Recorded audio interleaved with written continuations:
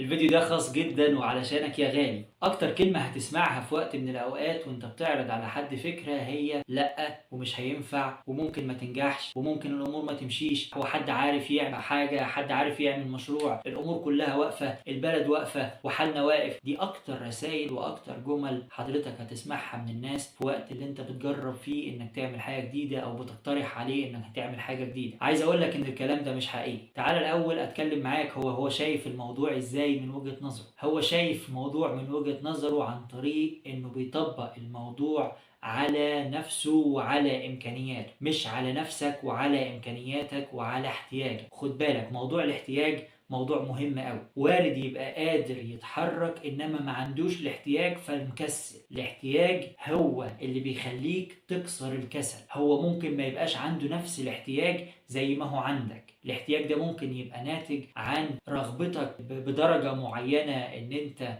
تطور من نفسك، مشكلة حصلت في شغلك، تطوير معين انت عايز تروح له، اتجاه جديد انت عايز تمشي فيه. ده بيحدد الرغبة بتاعتك وده يعتبر جزء من الاحتياج بتاعك. كل اللي بتطرح عليه الأفكار بتاعتك بيبقى بيقيسها على نفسه الأول. على سبيل المثال، لو أنا قررت في وقت من الأوقات أجيب عربية، لو رحت بالاقتراح لحد معهوش عربية وما عندوش القدرة إنه يشتري عربية، أول جملة قد يطلعها ليك هي إنه لأ وملهاش لازمة، ما إحنا ماشيين والمواصلات العامة ما هي موجودة، طب وهتصلح فين ولو اتخبطت؟ هو ده الكلام اللي دماغه بتقوله له لما بيفكر في الموضوع. فخد بالك، هو مش بيقول لك انت عشان يوقفك، هو بيعرض لك اللي في دماغه من وجهة نظره في الموضوع ده تحديدا. فبالتالي انت عندك نقطة مهمة لازم تاخد بالك منها، ألا وهي ان انت محتاج تختار الشخص اللي تتكلم معاه. لو انا خدت نفس الاقتراح لحد معاه عربية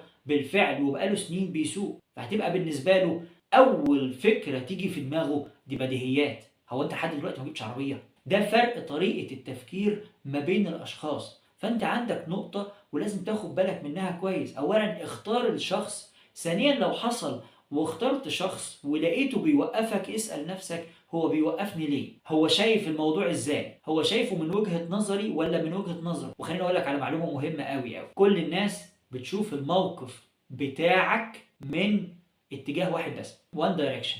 انت بتقدر تشوف الموقف الخاص بيك وكأنه 3D واحيانا بيبقى 9D.